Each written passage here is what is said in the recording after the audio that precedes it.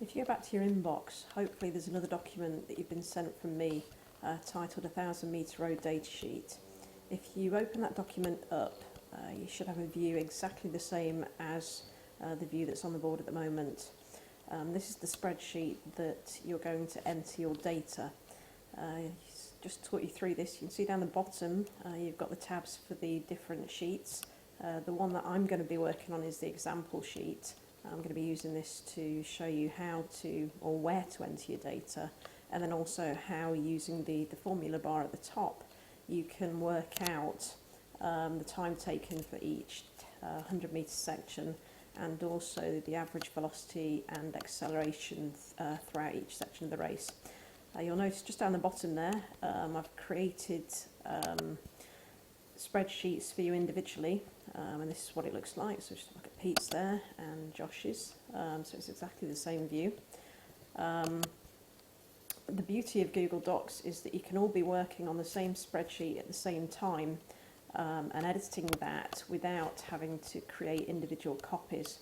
And as you work on the spreadsheets, it is actually a live spreadsheet, so we'll be able to see the data as it's being entered by each of you, which is great. So you can see here that I've already put in some of the data so far. So if we're looking just at the first column, we've got our timing points there. So in 100 metre sections, we'll just cut off the bottom there, so just bear with me a second, just adjust that so we can see. There we go. So far I've entered up to 500 metres. This is the distance covered during each section of the race, which is always going to be 100. So all I need to do is basically put in the rest of the data, which I'll just do quickly.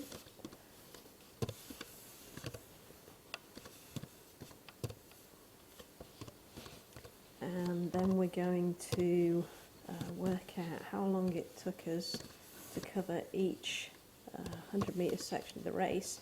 But to save us doing this manually with a calculator, we can actually use formula. So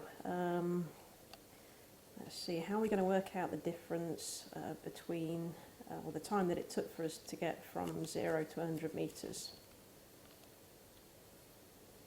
Okay, yep, that's correct. We're just going to take this time away from this time. So to do that, we're going to click on the cell where we want the formula, and then in the formula bar, we're just going to type equals, and what we want to do is put in C3, which is the cell identity there. So we can see we're on in column C and row 3, and we want to take away this value here, which is in C2. So that's the formula, and all we need to do once we've put that in there is press enter. Now, to save us typing the formula into each of the boxes, those of you that are familiar with Excel will know that we can just copy this down, all the way down to the bottom there, and fingers crossed, yep, there we go. It's told us the time taken to reach this 100 metre section, which is great.